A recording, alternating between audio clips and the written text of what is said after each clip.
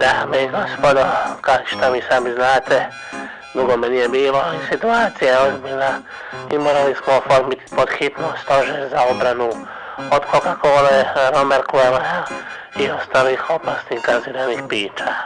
S obzirom da su iduća 2 tjedna ključna, kao što vidite na snimkama, stožer je već započeo sa dubokom analizom i rješavanjem postojećeg problema.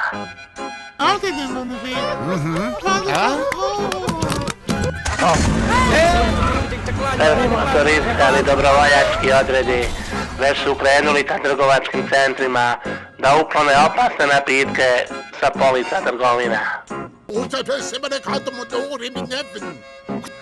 Kao što i sami vidite, procedura je iznimno kompleksna, stoga molim građane za razumijevanje i strpljenje.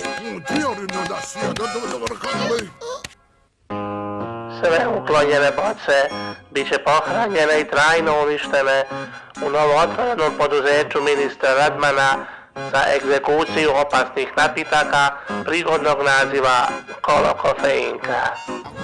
Ja neću više prkositi bol, od sutra pijem samo Coca-Cola.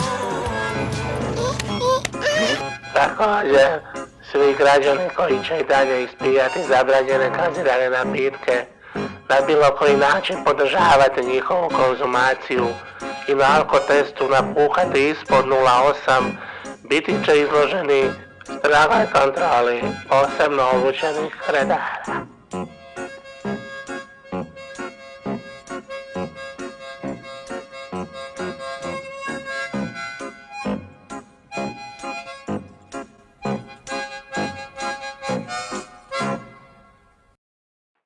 Dragi Hrvati, spavajte mirno. Stožer će vas spasiti i ovaj put.